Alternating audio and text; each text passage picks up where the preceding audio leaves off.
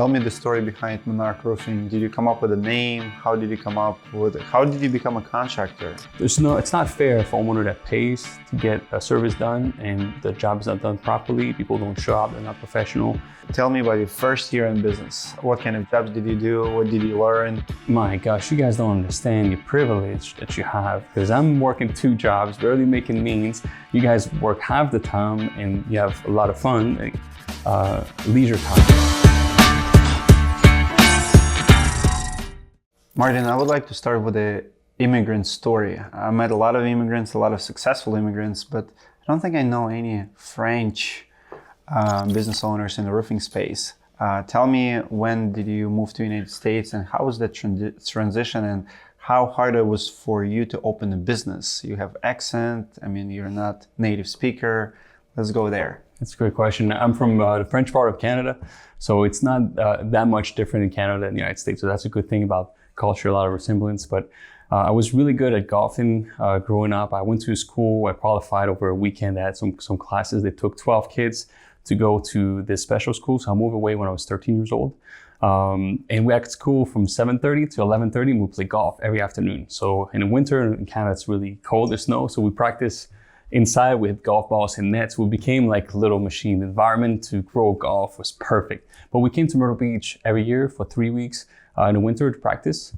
So I fell in love with this, definitely this area. And then I kept playing golf, but why golf? Not hockey? My dad was playing a lot of golf. I ran a little bit of family. You know, I played a lot of hockey. In the summertime, I was a little bit bored. I played a little bit of baseball, but golf was something I could control because you can play golf all the time. You know, golf is not a real sport.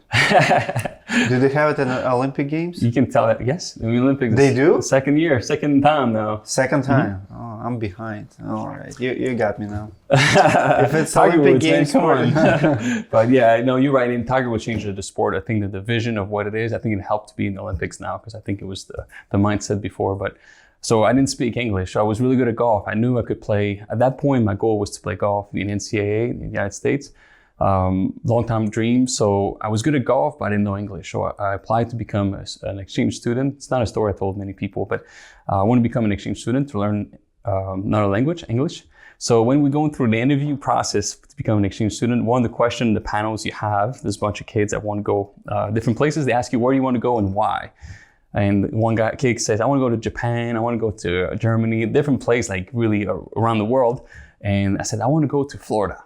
They're like, Martin, do you realize it's not even a country? So that was my mindset. I want to play golf and I have to be in the United States. I'm like, I want to be as south as possible to learn English and keep playing golf.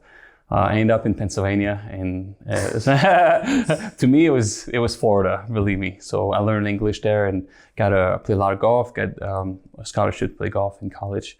And my dream came through. St. Francis University in Pennsylvania. Graduated and then moved to Myrtle Beach. Tell me the story behind Monarch Roofing. Did you come up with a name? How did you come up with it? How did you become a contractor? So I think it's a similar story to like you've gone through, and a lot of contractors can relate to this. Like it's not easy when you start, right? A lot of hard times, but I didn't have an office. I didn't start with silver spoon at all. I was driving my Cadillac car to try and sell a roofing job, right? I was a truck. The chuck in the truck for sure. So But how did you get in construction? Was it your background? Was it side jobs? Like, how did you get in construction? Okay, great question. So I was working a golf course when I came here. Making $6.90 an hour, not making means. So I started working at night parking cars at a local club here, so I could make tips, which was awesome. Financially, it was a great place.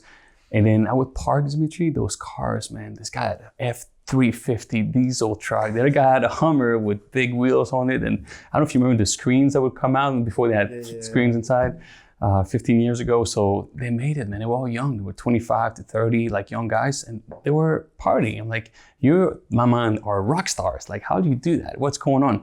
They're all contractor. Siding, drywall, concrete. And that was 2007. So I saw one by one, all of them go out of business. They stopped coming to the club. Like, where is this guy? You know, like they would give me $20 to park their car, 20 feet away.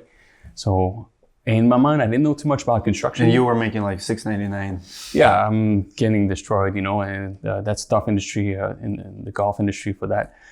Yeah, I'm not making means, but I'm like, how do you are a contractor and party till 3, 4 in the morning and be up at 6. Because I know contractors didn't know too much, but they work from sun up to sundown, right? Like that makes no sense. So I start asking questions.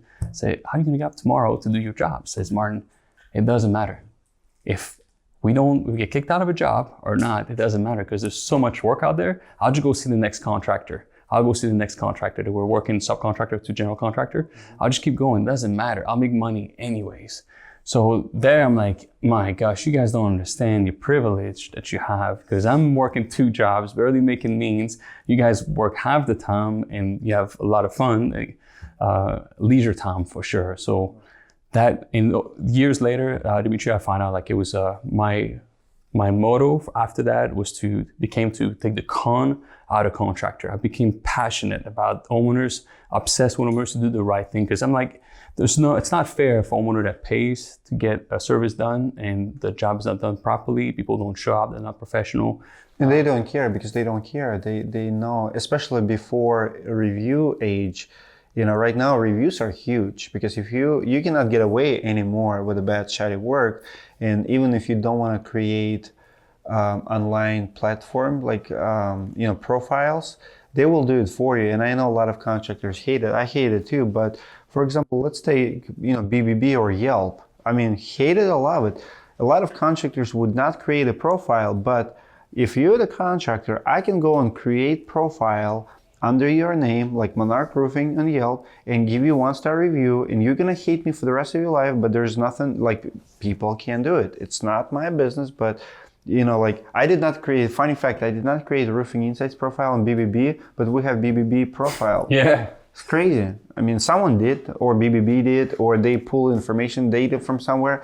But before that, you're absolutely right. All those contractors, that attitude, there's plenty of work. If this company is not going to work or this homeowner is not going to hire me, I go to the next. So how did Monarch Roofing came about? How was the company was born? Okay, so at that point, it was nothing, right? I was just me. And then my office was at FedEx Kinko's. I love these guys because they had little computers you can rent. So I went on there and I started typing for the name Monarch. Why Monarch? Yeah, my contractors, the first was to do business with general contractor. I didn't really think about homeowners, like roofing directly. It was mostly I would work with GC. You named your company Monarch Roofing to work for a little bit your sub business. Yeah, so I'm thinking, okay, I'm on the computer and I'm typing what name could it be? So I'm like, I want to be the best. And I'm like, I'm totally stereotyping this thing. This is totally wrong. But I am thinking the contractors are probably going to be white Americans. They're probably Italian based. I'm like, all right, let's type in Italian what the best would be. Monarchy came out. Like, oh, that's it. The best kingdom, Monarch, the crown, like in seconds. It didn't take long. I'm like, that's it. We have the company. And then we started drawing some drawings for the logo. Yes, but that was really a Google search to the best. You deserve the best came from this. The crown or our culture is based about that. So it all came out from a simple Google search. Very cool. So what year was that? 2007. 2007. So you've been in business 13 years? 14. Yeah, just 14 now, yes. Wow, you came a long way. So tell me about your first year in business. What kind of jobs did you do? What did you learn? I had to learn What was everything. your first couple hires?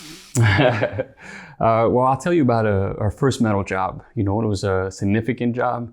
So we're so proud of this. I called my brother. We got this big job in Conway, and I can even drive you there today if you want. But I'm so happy because it's a $33,000 job. Like, I'm making $6.90 an hour. $33,000 job. It's a jackpot. I can't believe we got this job. I'm so excited. Was it for the contractor or direct to the consumer? For a general contractor. It was a plaza. Got it.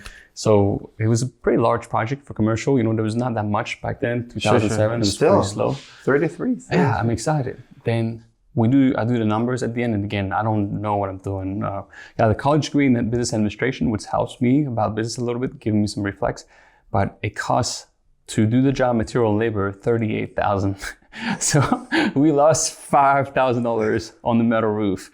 I'm like, oh my gosh, disaster, right? I'm totally broke. I didn't pay myself. I didn't pay my gas. There was no overhead as far as office.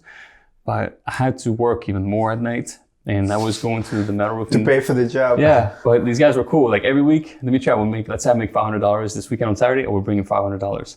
Then I was bringing for months and months, you know. And after a month, actually, they started selling me more product. I was not paid. Like I had a bill for, I think it was probably $8,000.